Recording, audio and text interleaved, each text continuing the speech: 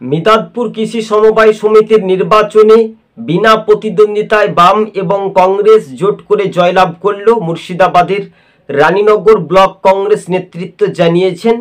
তবে এই যে মিদাদপুর কৃষি সমবায় সমিতির নির্বাচনে তাহলে কি রাজ্যের শাসক দল তৃণমূল হেরে গেল? কিছুদিন আগে অধীর রঞ্জন চৌধুরীকে ঝাঁটা দিয়ে তৃণমূলের বিধায়কের নেতৃত্বে গো ব্যাক করানো হয়েছিল, তার প্রতিফলন পেতে হলো রাজ্যের শাসক দল তৃণমূলকে। বিনা প্রতিদ্বন্দ্বিতায় বাম কংগ্রেস জোট বিপুল জয়ের একটা বাজিমাত 12টি আসনে জয়লাভ করেছে। তৃণমূল হেরে গেল 26-এর আগেই। মুর্শিদাবাদের পায়ের তলার মাটি ক্রমশ তৃণমূল হারিয়ে ফেলেছে। সংখ্যালঘু ভোটার তৃণমূলের দিকে এগিয়ে যাচ্ছে না। মিদাদপুর মানে সরাসরি যে সমবায় ভোটগুলো মুর্শিদাবাদে একাধিক জায়গাতে আমরা যেগুলো দেখেছিলাম, সেই ভোটে তৃণমূল হেরে যাচ্ছে। কিছুদিন আগে নবগ্রামে, কিছুদিন আগে আমরা দেখেছিলাম গোটা বাংলা জুড়ে যদি পরিসংখ্যানটি দেখি তাহলে কিন্তু বিরোধীরা একচেটিয়া কিন্তু সমবায় ভোটে জয়লাভ করেছে।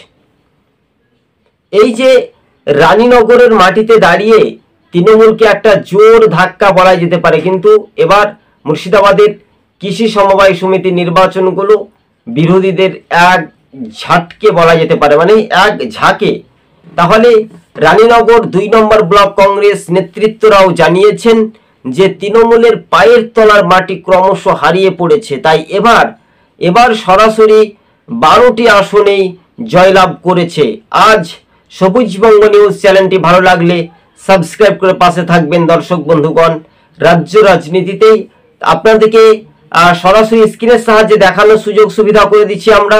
আর আপনি যদি আমাদের চ্যানেলে নতুন দর্শক হলে অবশ্যই সাবস্ক্রাইব করে পাশে থাকবেন। এই মুহূর্তের মিদাদপুর কৃষি সমবায় সমিতির ভোটে বিপুল জয় বাম।